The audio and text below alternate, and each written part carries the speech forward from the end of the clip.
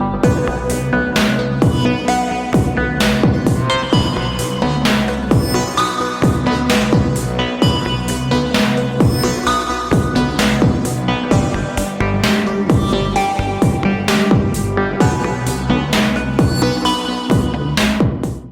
and welcome to the Everyday Board Game Podcast with your hosts, Daniel. And Daniel. Daniel, I'm excited for today. I'm not. This was rough. No, this was a hard list, yes. But it got me reminiscing about when you and I played this game. And I thought that was an incredible gaming experience. No, it is a fantastic game. I loved, and it's funny because I'm not a big fan of like those tug of war style 2-player games. Sure.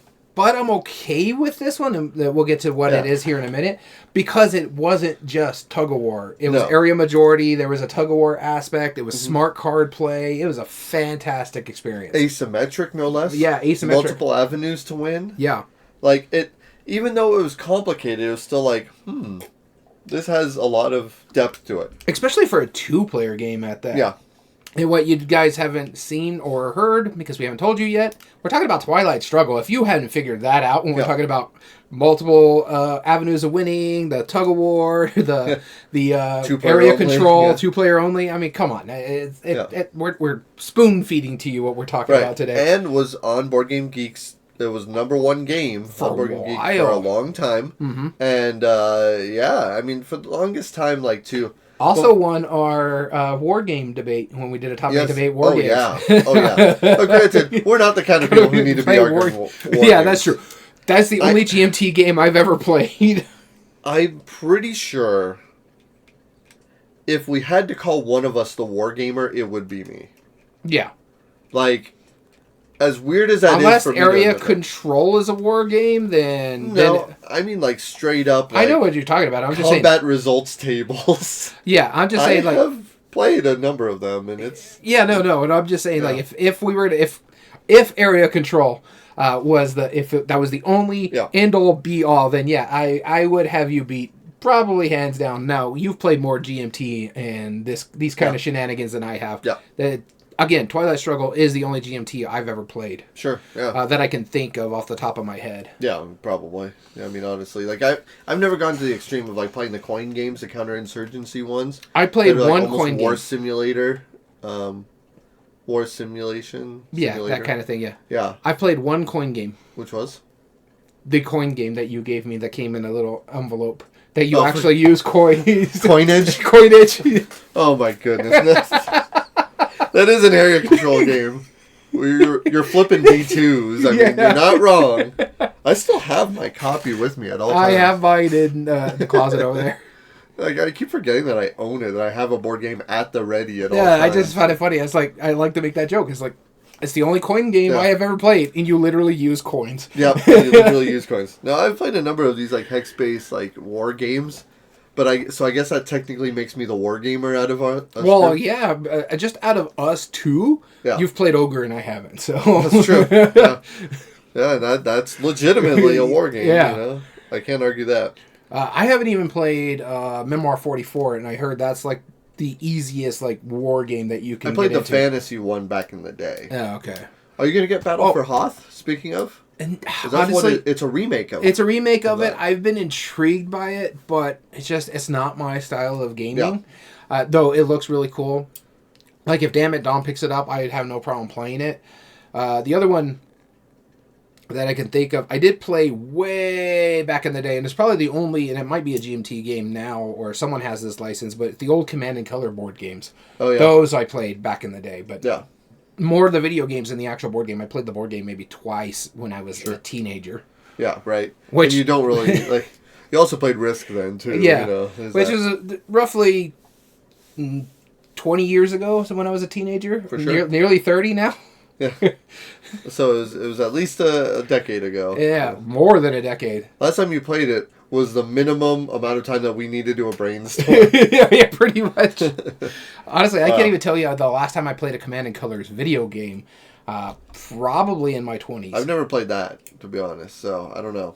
No, I played Command and Colors way back in the day. That's because a lot of my friends played that kind of thing. Sure. That's why I'm huge in 4X games and stuff like that, is because of Command and Colors. Okay, that makes sense. Well, before we get into the episode, like I said, it's going to be a board game brainstorm where we're going to give you recommendations for Twilight Struggle. So if you've ever heard of it, ever been intrigued by it, it's not the easiest one to find. It's not like hard to find, but it's not the easiest. It's been around for quite some time. If you want the basic one, that's not that easy to find. I mean, you can still find it. I found it several places in different states and stuff like that. But they do have the Horn of Africa, which is an updated version of it in the more modern day. Yeah, exactly. So there's going to be ways to do it, but we're going to tell you 5 other games that might intrigue you based on that, based on our G.A.M.E.R criteria. But before we do that, Daniel, what have you been doing outside of gaming? I haven't been doing a lot, as I was mentioning before the podcast itself. I've been, working around the house, getting the garden taken care of since it's starting to get colder and getting that done. Because, again, we're recording ahead of time. And by the way, when you're hearing this live, happy Thanksgiving if you're in America and celebrate. But other than that, I haven't been doing too much other than playing other type of gaming, video games here. And one of my favorite styles of video games is JRPGs. And there's another game I'm going to be talking about as well of doing that. But I love JRPGs. I have the Switch too. And I've been playing a lot of the new ones that just came out, which are also old ones. But it's called Dragon Quest 1 and 2 HD 2D Remake. Ridiculous name, but what they did is they remade Dragon Quest 1 and Dragon Quest 2 and put it in the HD 2D format that you would see with, what is that game called? It's another one that's on the Switch, and I can't think of the name right now. Kingdom Hearts. No, not Bravely Default. I forgot to put that down on here, but it's kind of like where you have the 2D sprites in a 3D background. It's a fantastic, it's a fantastic looking style of game. I've been playing the Paper Mario. Kind of like that, sort of. And I'm trying to think of what the video game is called because I have it. Octopath Traveler. That's the game. I played that one. I love the fact that they're bringing the older games, keeping the 2D style, putting in 3D backgrounds to make it gorgeous. And on the Switch, it looks nice. On my TV, it looks really nice. Going through a series of games that I loved growing up, the Dragon Quest games. Now, 1 and 2, I only played bits and pieces of it because when they originally came out, I was like 4 and 5 years old. I've only just gone back to those, but I played... JRPGs was my jam since the PlayStation 1 because of the Final Fantasy, the PlayStation, stuff like that, and I've gone back and played a lot of the Super Nintendo ones, a lot of the older ones like the Final Fantasies and stuff like that. Dragon Quest, at a while, was probably my second or third favorite JRPG, and it's still top 5 for me. I've beaten the most recent one. I think it's like Dragon Quest 11 or something like that. And so I'm looking forward to Dragon Quest 7 HD remake coming in February. But I've been playing a must of that. I have 3 sitting back, even though that came out before these 2. I wanted to play 1, 2, and 3 in order. And so I'm going to be playing that one. I've also been playing, another thing that I've been playing on the Switch is the newest Pokemon game called Pokemon ZA. I really enjoyed the mess out of that one, but this is not a JRPG. They actually changed up the battling formula. It is more of an action RPG. You're running around, you're trying to do the right move and the right timing and stuff like that, and you're making sure you're not getting hit by the Pokemon as well as your Pokemon not getting hit by the Pokemon. It's interesting how they changed it up. It's a pseudo-sequel to Pokemon Legends Arceus, which is by far one of my favorite Pokemon games to recently come out. It was a fantastic game. This one is just as good. There's some things that I don't really care for, like you're just stuck in one major city and that's it. You're going to different little wild areas to catch a Pokemon. You can find them somewhat in the city. It's got some interesting story elements to it. I think it's fantastic. But yeah, that's mainly what I've been doing, playing that, playing Dragon Age, playing the mess out of my Switch too. In fact, I'm going to probably be taking it with us on the trip for me to play a little bit on there. That or my Switch 1 that I have. Your travel Switch. My travel Switch in a sense. If there's certain games that I want to play that I may take my Switch to, but I don't know yet. I haven't decided. But yeah, no, I've just been enjoying the mess out of my Switch too. In the JRPGs, which I thoroughly love. That's cool. All right. Outside of gaming, I have big things to talk about. A mutual friend of ours, Jim and I, we both were re-invited back to Yuma, Arizona for the annual YumaCon. This is later in the year. It used to be at the beginning of October. It's now at the end of October. The only sad thing about it is that I got to miss my daughter going trick-or-treating, But this, honestly, she's 14. She's probably going to be the last time. She went to hang out with her friends anyway. Surprise concert all of a sudden. That was driving my wife crazy because of... She was like, oh yeah, no, my friend's having a concert. I'm just going to go hang out with them. It's like, what 14-year-old knows how to play an instrument, much less have a concert? You know, fine, okay, I believe it. But... Weren't you making music at 14? Yes. Yeah, what kind of weird 14-year-old plays music, right? But what I'm saying, though, is that, like, it was completely spur of the moment that she had no idea that she was going to go to this concert that she did not know about. And, you know, totally not a move that I would have done when I was a teenager. And, yeah, so she was driving my wife crazy because she was like, oh, yeah, I didn't know about this concert my friend's having, but, like, I'm going to go to it and I'll tell you when I need to be picked up. She was like, all right, well, you need to be picked up now. And too bad. So, like, that's how I would have done it because I'm a way mean dad, apparently. Yeah. But she was nice enough to let her go. But anyway, so we made up for it because we pulled into Arizona. We were already checked in the hotel. We already unloaded our equipment. We're ready to go. And we're like, man, what are we going to do for the rest of the night, you know? Mm-hmm. And they happened to have a prison museum there. And at this prison museum... Yeah, it's like... You, of all people, would go to a random-ass museum.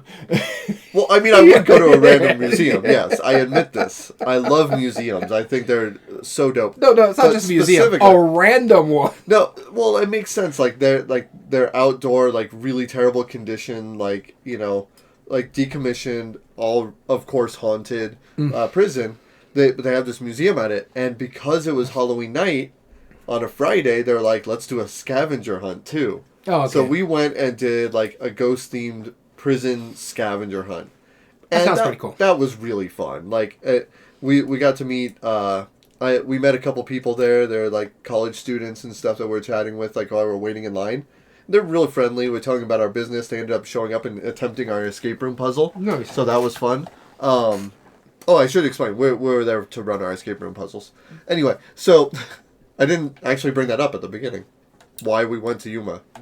You said you went to the YumaCon, they brought you back, so... Right, but if you've listened to the past podcast, you would know. But if you haven't, that's why, because, you know, I run an escape room business. And so, we went for that reason. But while we were doing the scavenger hunt, there was all sorts of, like, fun little interactivities, like where you had, like, Dance with the Dead, and they had a bunch of skeletons in, like, a dance room. And you're all jamming out with, like, some skeletons and stuff, and you had to go into, like the cells and find, like, the inmates and stuff for various reasons, and they had a lot of fun with it. But the coolest part about all of it, I thought, was there was one cell that they would put, like, the really hardened criminals, that they were like, we're really punishing you. And this was, like, early 1900s, late 1800s, so, of course, there wasn't some ethics involved in it, right? And there was this... carved out of the sandstone rock, it was a cell that they would put these people in, and inside this giant wrought iron, or like big metal bar cage that was just in the center. It was short enough where you couldn't stand up at any time, so you either had to hunch over standing, or crouch, or sit down forever, right? There was only a single hole in it where they would, like, throw snakes and stuff into you. There was centipedes and cockroaches and all that stuff. But the cool part about it is that there were live bats that would live in there. And they showed us some of the bats that were still living there to this day. And they were super adorable. I like bats, actually. Oh, I like bats a lot, too. Yeah. You got to be careful, too, with the rabies. And oh, sure. Yeah, of course. But they specifically had, like, somebody bring you in and tell you the history about it. And, like, and would point out the, like... lights and stuff. I'd be absolutely miserable. Well, yeah. I mean, that's kind of. Well, when they take you in there and take the picture and stuff like that, I'd be like, "Oh, my back." Oh no, they didn't let us go into the actual cage part. Okay. We just went to the cell outside of the cage. Gotcha. It's because they wanted to respect the bats. Well, yeah, I have like such a bad back when it comes to like crouching and stuff like that. Yeah. Part of the reason when we take trips, we keep a couple extra hours is because of my back and stuff like that. Oh, sure. I can't sit for a while. Yeah, no, I don't blame you, but no, it was just a really cool experience. Like, I can honestly recommend it. If you ever go to Yuma, Arizona, go check out that museum. Like, it's actually a really good museum. Good, really lovely people who run it. Like, they really put a lot of effort into that. It was a really good time.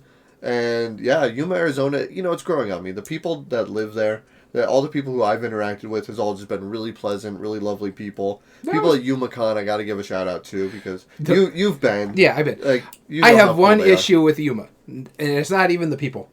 It's the fact that they got no wind flow whatsoever. It's just stagnant air, and especially if you go in the beginning of October, and partially they're in like the Death Valley Desert. Yeah, it is ridiculously hot. When we went that one year when I went with you guys and we recorded live, you can go look at that podcast. Yeah, check out previous episodes. Back in 2022. That it was so freaking hot when we were, and this was like, what, 8 o'clock in the morning? We were trying to kill some time before the con actually opened. So we went to that outdoor flea market. 8 o'clock in the morning. It's already in the 90s. Me and your friend Jim were just dying of heat exhaustion because there was just no airflow whatsoever. How's it going, Trey? Hey, Trey? Yeah, no, it was pretty rough. I mean, when you go in at the beginning of October and it's hitting triple digits. Still, it was still 100 degrees, and then it was like 94 or 95 at 8 o'clock in the morning while we're in this flea market. Yeah. Which, by the way, is not a dirt lot. It's asphalt. So it was asphalt. Yeah, it's like right near the military base. It's like old land. It was ridiculous. Yeah. But you know, one of the fun things about it though, when we're there, we did something brand new that we hadn't done before. Because one of our puzzles is pirate themed, but another one is conspiracy theory. You know that one. And we came up with a promotional idea. Like, and we thought about it on the way over there. We're like, all right, let's give it a try. Maybe it'll be popular, right? Because we had previously already gotten, like I made a little small demo box I can hand to people and let them try it out so they can understand the kind of what we do and how it works. But the best part was that we decided to make a whole bunch of aluminum foil pirate hats. I saw that, yeah. And we were handing them out. As you would find like a hidden message in our puzzle, we would give you a hat. And so every once in a while we'd look around and we'd see like a group of people walking by with aluminum foil hats. And like I would hand them to kids and kids would love it because they're like, a free hat? That's awesome. And I'm like, good, now the aliens can't read your thoughts. You know, and then the parents are like chuckling. They're like, this is demented but kind of awesome at the same time. You know, it was absolutely a riot. Like, and then like people from other vendors would come up to us and go, oh, you guys are the ones handing out the hats. I've been wondering about that. You know. It was just amazing. So, outside of gaming, that's and it kind of works that you're making conspiracy hats, and they're also pirate themed for your two. Right. It is the most on-brand absurd thing. Like, I've never gone through a roll of aluminum foil that awesomely before. Like, there was something so bad. We bought 150 square feet, and we were out by day one. We had to go buy another 75 square feet of aluminum foil. Nice. Just to justify this ridiculous idea. And it went over like gangbusters. So, I wanted to give a little caveat to everybody out here. Not really a caveat, just a heads up that there is something we might be doing next year because I just did something, and I'll have to tell you about it in a podcast. But look for it probably in February for one of our compare and contrast because this is going to be a doozy. I'll tell you about it. I mean, first off, like, this is, like, a complete swerve from the story. You reminded me of something. And then, well, then write it down and we'll... Oh, no, I'll tell you. I already, it's already done. We're ready for this is news to me. So, yeah. Like, I don't even know what's going on anymore. Speaking of conspiracy theories, we're going to be talking about a certain conspiracy theory in the board gaming world. But that's going to be closer to January or February, just because we're pretty much packed up for the year. Okay. Yeah, cool. But yeah, so it's going to be interesting. I think you mentioned you like that idea if someone did that, and I did it. Well, I'm looking forward to seeing your reactions as with mine because this is news to me. But with that being said, we have a fun topic for you. A game that we thoroughly enjoy, an older game that was #1 on BGG for quite a few years. We mentioned earlier, Twilight Struggle. Mm-hmm. We're going to be doing a brainstorm on that. How we do that is we're going to be doing the brainstorms based on our G.A.M.E.R criteria that we use in the top 8 debates as well. We'll break down all 5 of the G.A.M.E.R criteria when we start doing our breakdown. He's going to flip the coin of doom and determine who's going to be starting. So here we go. You ready? All right. Yep, Twilight Struggle. First, let's tell them about what Twilight Struggle is.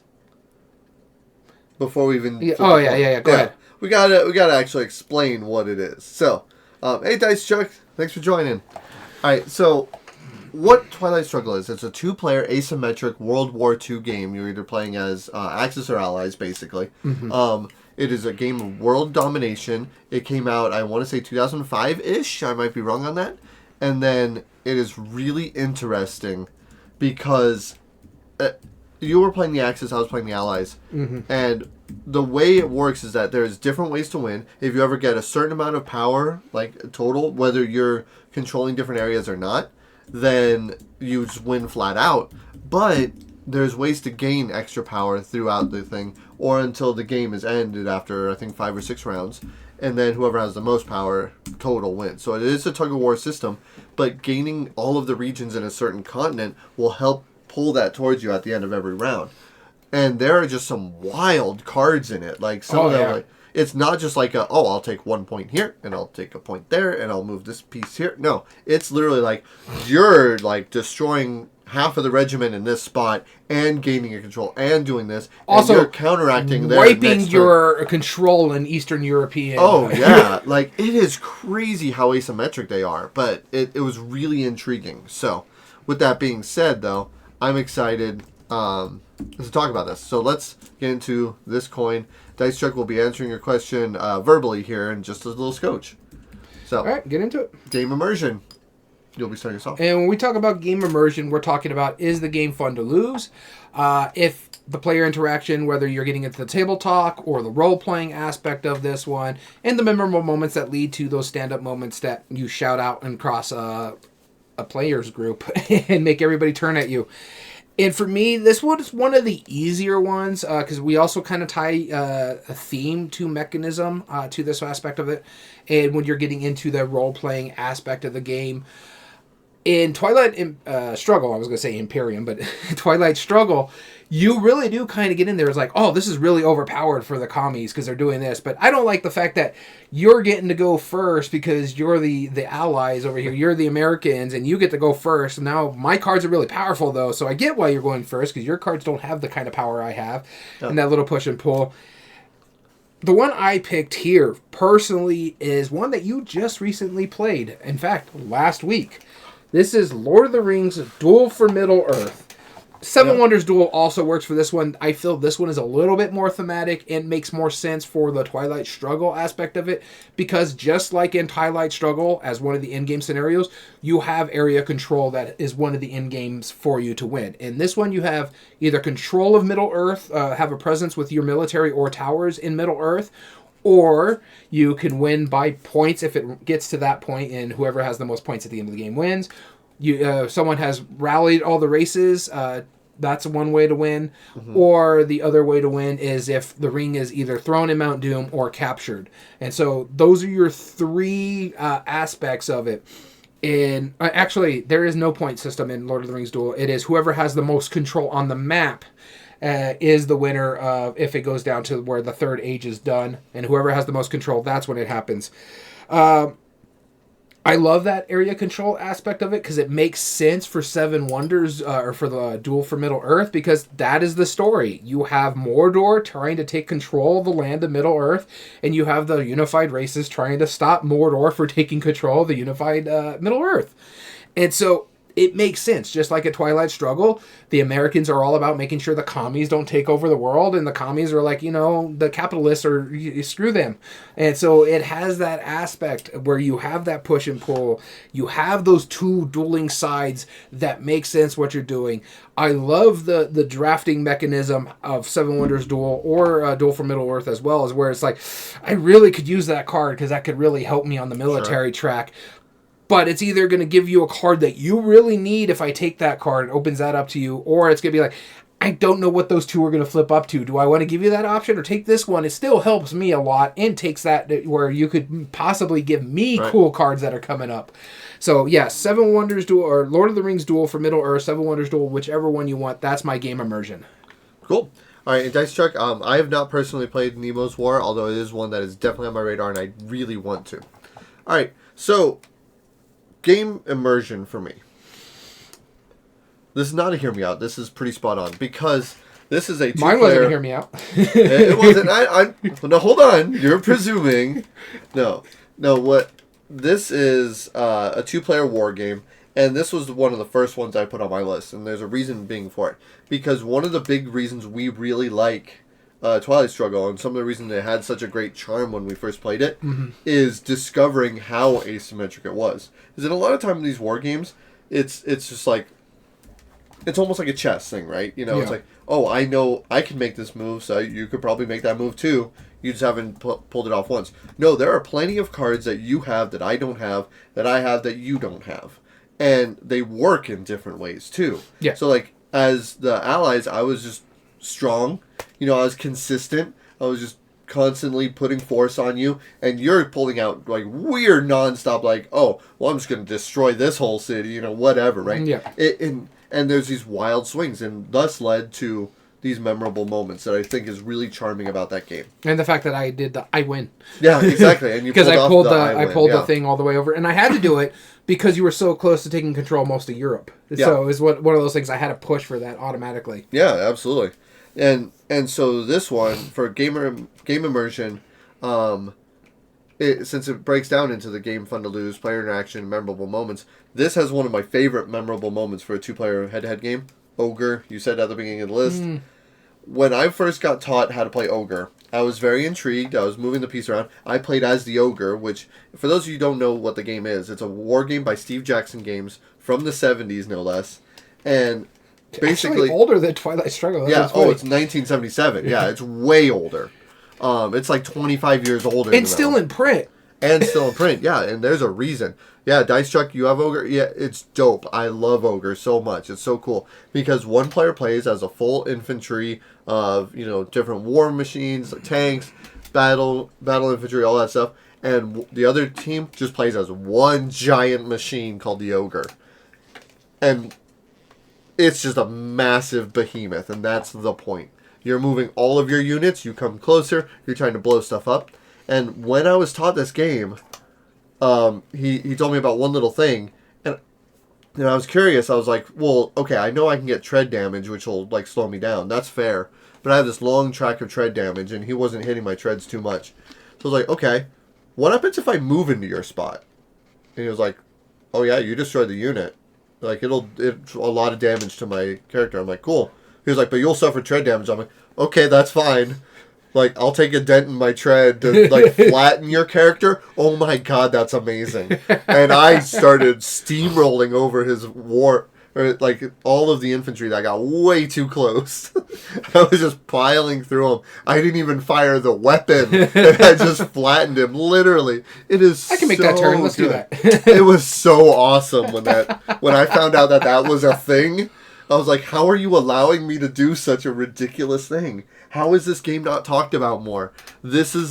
Ogre was the reason I will consider playing a war game. Absolutely. And Dice Chuck, I think he actually picked up a copy of that giant box, or he almost did. No, I almost did. I ended up getting the retail version, and I have some minis printed for it. Yeah, because we saw a copy of it on one of our, what we call our Bookman's Run, when we go to a exchange place. Yep. And they had a massive one. He had enough credit to pick it up, but he ended up going for a smaller version. Yep, exactly. So Ogre, that's game immersion. It just feels awesome. The asymmetry is just discoverable, and it has those massive moments, so I had to pick it.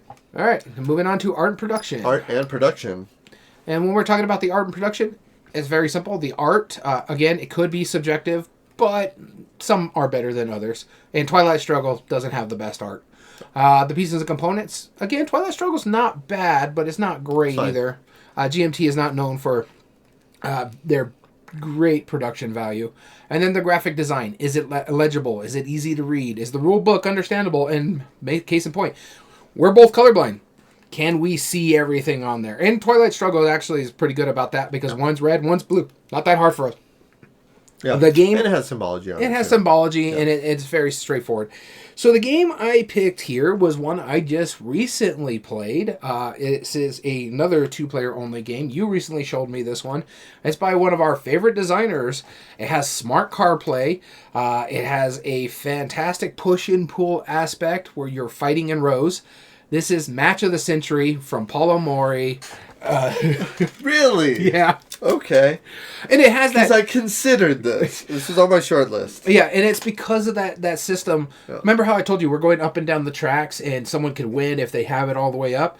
That's what can happen in this game as well. You have the smart card play, which is going to help you decide, do I lose this section here for me to win somewhere down the line, get special abilities? Oh, I'm doing really, really well. I'm going to make you start losing stuff. And you're going back and forth and playing these cards out to try to win the different chess matches between Bobby Fischer and... I can't remember who the other guy's name is. And... it's Russian versus United States, so it works. It's on that front too. So it's very thematic. That push and pull aspect is like, do I play this card now, or do I play this card when I'm playing the other piece because it's going to be much more powerful for me then because I'm going to get more rewards aspect of that. Now, do I play this card here, forcibly force me to lose this game, or this part of the game right here, but then I get a really cool power that can help me somewhere down the line. It was actually very close from us. You barely won the game by like 1 point or something like that. It was that little push and pull aspect. It was really close. My thing is, I'm not a huge fan of these kind of two-player games where it's like a tug-of-war, but I loved every single thing about how this actually works. It's very simple. It's very straightforward. The cards are very legible. The art is fantastic. It's great card stock. You have these little pawn pieces that can help you work throughout the game. You also have like this really good king piece that's running up and down the track. Fantastic production value, and I think there's a Deep Print Games that they did a phenomenal job with this one. The card stock is great. The historical aspect of this game is really good too. Yeah, I like this one, especially for a two-player game. I like this one a lot. Match of the Century. So, my art and production is another Palomori game, and I think the only reason this is not on your list is because you haven't played it yet, obviously, but if you had played it, I think this would have been the one. This is Blitzkrieg, and this was the first one I thought of, because it really is like World War... It's like a mini version of Twilight Struggle, which there is a mini version of Twilight Struggle. I'll talk about that later, but that's like... This one... There is, isn't there? There's Twilight Squabble. Yeah, I was going to say. And which is a really obscure game, by the way. But no, Blitzkrieg it's a 20-minute like head-to-head war game, but it has that idea. You have the different theaters of war all around the country or all around the world. You're kind of tug of warring each one, however that is a verb, tugging of warring, and you know what I mean. But you're sending out these different land and or sea vehicles that can actually compete in that spot, which just pulls it more towards your area. If you flatten out one, you get abilities. It's super cool. It's a really clever little game. I'm not the biggest war game fan, or especially area control, and so I just get destroyed in this every time. But I'm really a fan of it. Blitzkrieg. Man, Palomori has done some really good little two-player games. We just recently played one. I don't know if it's going to be on your list because we haven't played it physically. So I didn't put it on my list because I didn't play it physically. Even if I did play physically, I wouldn't have put it on my list. Okay, yeah. It's very simple. I enjoyed it a lot. In fact, we played a bunch of two-player games on that Board Game Arena aspect, and I'm like, I liked all of them. Yep, very much so. And then Dice Chuck, it said... Immersive War Games, Hornet Leader, Air Carrier Operations, and Darkest Night. Okay, Robotech Attack on the SDF-1. Descent 2nd Edition, great art. Yep, absolutely. Oh, Descent 2nd Edition is just beautiful. Yeah, Touch of Evil and Warfighter. When instead of the art, they use photos of real people. I personally like it for games. We'll talk about that in a little bit. Now we're on to Meaningful Choice. So Meaningful Choice breaks down to impact on other players, depth of strategy, tactics, or skills, and do arbitrary choices, or AP, make an impact negatively on the gameplay. This one is the hear me out. Like, this is one of the few where I'm like, I do actually kind of have to explain why it is, because this is not a war game. It's not a two-player game. It's actually multiplayer. But one of the big things about why we like Twilight Struggle so much is just because, again, it goes into that asymmetric card play. The cards that I have access to are very different on how they function compared to the cards that you have access to. So when I'm able to pull off like a really massive thing that you had no idea was even a thing, like that's such an interesting part of that history that I really enjoy. And while this is not one of my favorite games, I do feel like this does a great job of doing this. And this is Terraforming Mars. Terraforming Mars has those really just like, it's not... I don't like engine builders where it's like, oh, it's like this, but it's slightly different. Or then this card is slightly different. So they're all unique cards, but yeah, they're all just like varying shades of gray. Terraforming Mars throws that right out the window. Yeah, I was like, they're just like, we're not going for balance. We're going for crazy. And like, you want to drop a comet? Go ahead. Drop a comet or hit the planet with an asteroid where I'm trying to like completely massively extend this civilization, and you're trying to like mess with the like climate of everything. Yeah, I'm throwing an asteroid at it, and then next thing you know, I'm nuking the planet. Yeah, and it's just like wildly different stuff. So like while sometimes you have to like step back and go, okay, it is not the most, like functionally strategic games, because you will have those terrible swings. Mm-hmm. And I do think Twilight Struggle is more strategic than Terraforming Mars. I feel like a lot of that same aspect of it, the likelihood to get to the table, or I'm sorry, the strategy, tactics, or skills, how you have to change. Like, you might be building up for a really big epic move, and somebody completely flattens you, and you can't do anything about it. So you're like, man, I got to rebuild this and change my strategy. I feel like that impact and that wildly outrageous style fits Terraforming Mars for it. Yeah, no, I don't disagree with you as much on this one. The fact of the matter is, when you're talking about like those swings and stuff like that, watch the people who played in the World Series of board games, and you'll be like, never mind, this is very well thought out, because those people play this game to a point where I'm like, wow, I never want to play that game with you because you would thrash me. Yeah. Like, I'm going to go hang out with some people and guarantee my loss. Yeah, exactly. So I don't disagree. And because also my multiplayer, hear me out, is on this part right now. Yeah. And this is an interesting choice for me, because there is tough choices in this game. There's a lot of swingy parts of this game to an aspect of it as well. You have to make that difficult decision. If I do this, something bad's going to happen, but I need to do this for us to succeed in the future. Mm-hmm. And that you have to do stuff like that in Twilight Struggle, because it was like, I got to lose Malaysia over here for me to get the control that I need to move where I need to go kind of situation. So it's that push and pull where you have to sacrifice to do certain things. Yeah. And so for me, on this one, plus, I love the historical aspect of this one. I love Twilight Struggle for its historical aspect. So for me, my pick in Meaningful Choice is Freedom, the Underground Railroad from Academy Games, because it has that swinginess. It has, as Dice Truck was talking about earlier, about the photos of real life people in a game. And so I love that thing. You're also trying to swing Congress to help you abolish slavery.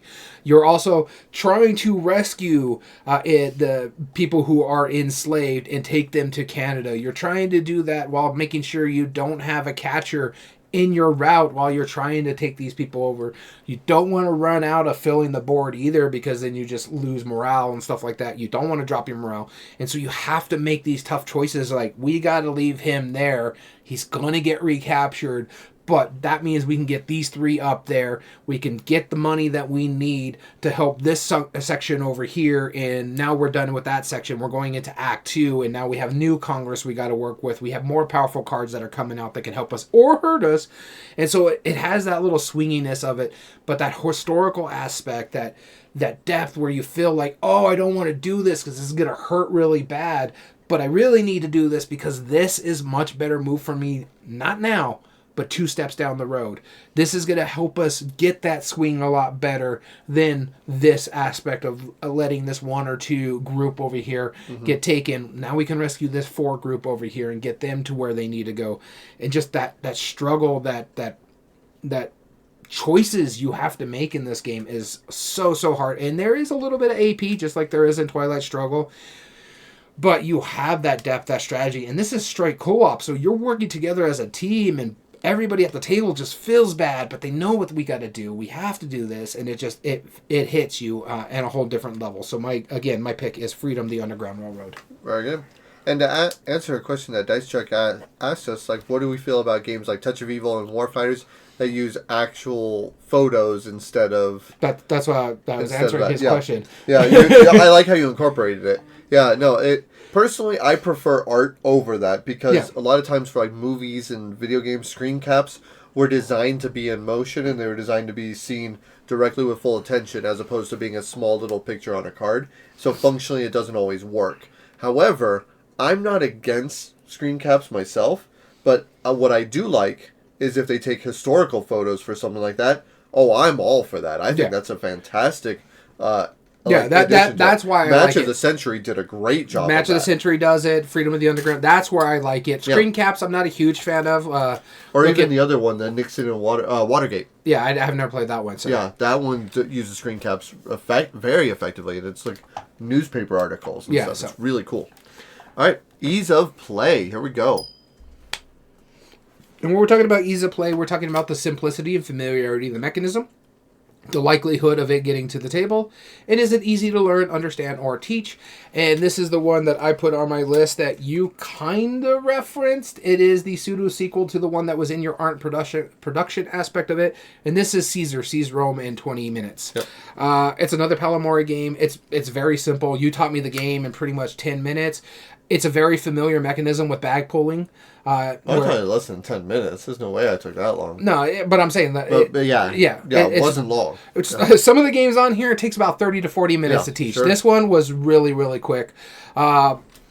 So I really do enjoy this one. I love the bag pulling aspect of it because that is very simple. If you've played Orleans or even Quacks of Quedlinburg, it's easy enough to understand. This is a much simpler two-player game than, say, Seven Wonders Duel or Duel for Middle-earth or Twilight Struggle. It's very simple. You take out a token, you're using it for one thing, you're trying to take control of certain areas, getting resources or Senate or new stuff to put into your bag. Very simple. You take full control of the board, or you get the council on your side. It's Caesar versus Pompey. It's red versus blue, just like it is at Twilight Struggle. Very simplistic when it comes to these warfighter style games. Your push and pull aspect of this one. I like this one a lot more than Twilight Struggle because one, it's simple. Two, it's real easy. It's like I'm going to use this one. That's what I'm doing. That's my turn. Back to you. You do your turn. Back to me. I do my turn. Yep. Back to you. Oh, look, I captured your guy over here. That kind of thing. Yep. Very simple, very quick. We played this roughly in 20 minutes, and you add a 5-minute teach on top of it, you still get this done in 30 minutes. It's a fantastic game. I love everything about it. Again, Seize Rome in 20 minutes. Yeah, as Trayon said, gray versus blue. Yeah, actual historical photos of WW2 would be cool. Like, that would be really interesting. My ease of play was Undaunted, and another one I haven't played. I can't wait to show you it. I think you're gonna really dig it. I think when we go to BGG Con, once our teenager Dom sleeps in, you and me go like bright and early to play the games. You and me will throw down on some 2-player games to catch up on it. But yeah, that's so ridiculous. We'll have to tell you guys the whole story at some other time. But we've told the story before. Right. Our friend who's a little bit older than us. Yes. When we went to G.A.M.E.R, slept in till like noon while you and me were up at the crack of dawn to go do what we needed to do. We'd go to the coffee shop. They knew us by name by that point. They knew our orders. Like, he was sleeping until noon. We were going to like the seminars and meeting with people and all that stuff. And we're like, hey, are you gonna show up? Like, like too busy partying. He shows up. Last night, he shows up when. He stayed up late talking to his girlfriend. That's what always happens. That's true. Teenagers these days, I tell you. But. Oh my goodness. So Undaunted, which is a game that me and Dom played. This is a deck building war game, and what I like about it and why I picked it for ease of play is because Twilight Struggle, like, there is a bit of a learning curve, but one of the cool things about it is that there are ways that you can modify the game and start off like on one side, start off on the other, or just kind of like understand it. And once you understand like the key aspects of that game and why it works that way. Hi, welcome to, what is this, Illman? Welcome for joining us.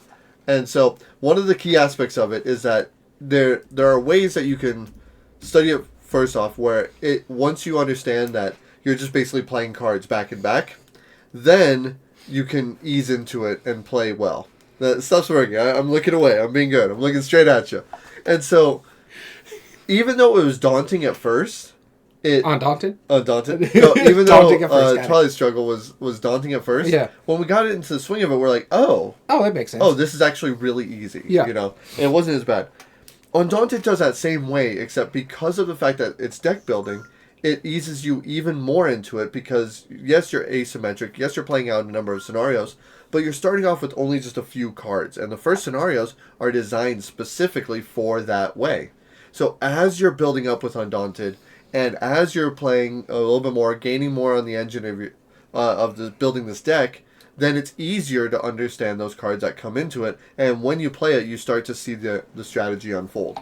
That, on top of the fact that it's asymmetric ways to win, is kind of like an area control, like getting different victory points, and the scenarios on top of it, it does a great job of easing people in to a war game setting that normally wouldn't play a war game.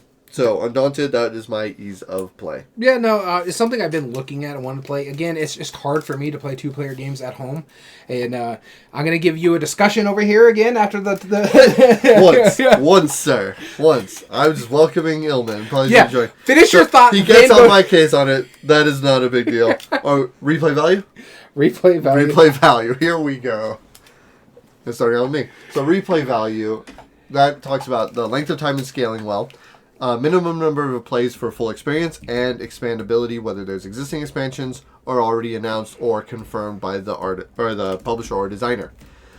This one, the only one that this does not compare to is you need the minimum number of plays. You need a big, expansive number of plays. This is a bigger game. It's going to take you a few hours. The one I'm about to recommend. The only thing is you could play up to like 5 to 7 players with this one.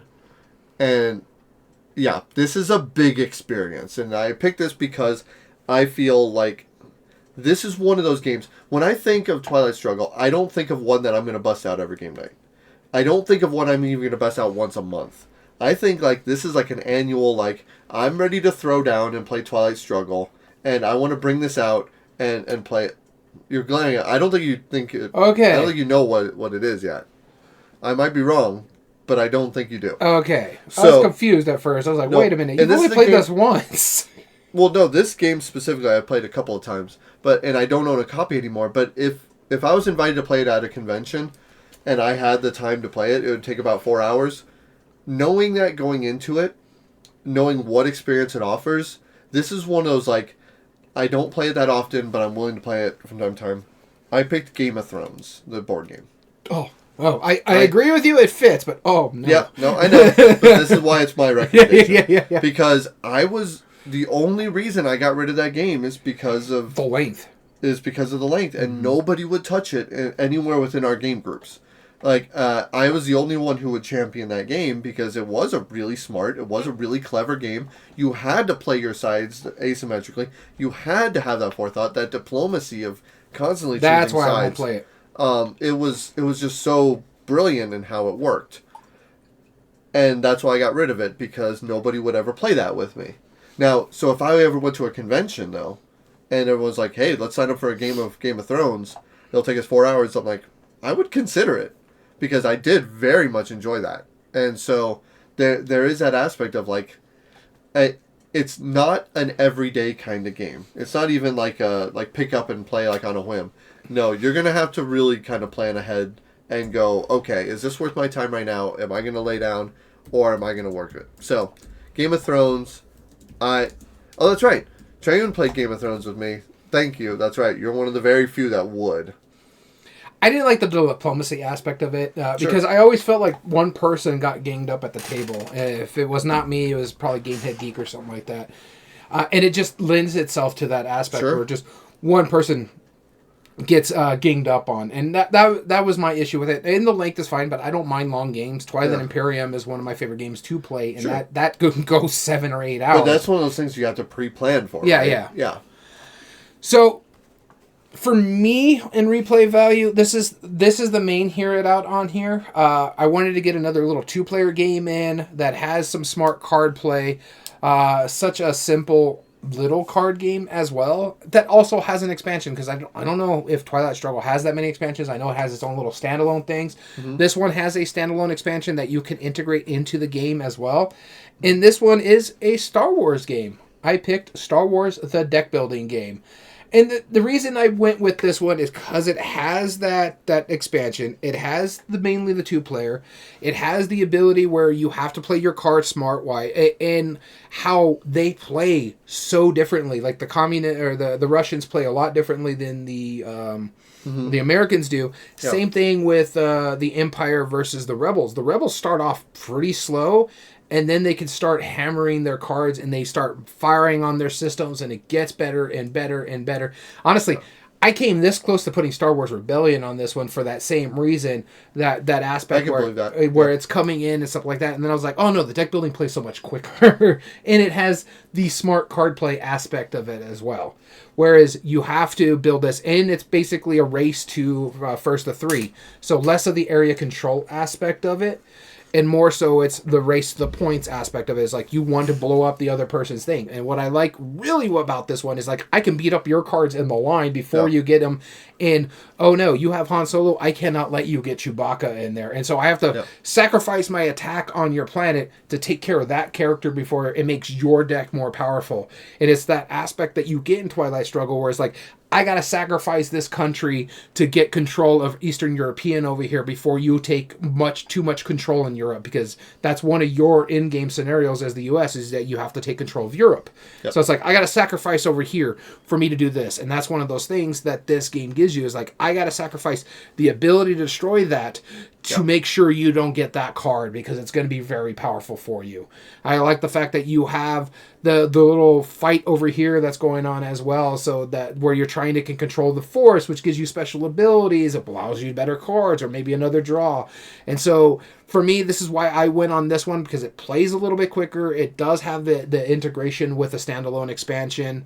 So I think it does a phenomenal job on that. It plays significantly quicker than both of these games we're talking about that I mentioned, Star Wars Rebellion and Twilight Struggle. 2 versus 2, minimum number of plays for the full experience. It'll change. And what I like about it too is with that expansion, I can play the Separatists versus the Jedi, or I can play the Rebels, or I can play the Empire versus the Republic and have them go head to head. And so it's really cool with that aspect of it. So my pick for replay value is Star Wars, the deck building game. Okay, all right.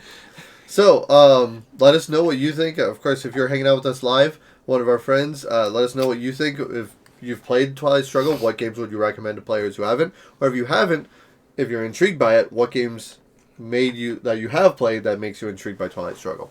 So with that being said, we have an email. You can email us at everydayboardgames2020@gmail.com, whether that's to give us ideas for future episodes, just to reach out and say hello, or enter in future contests.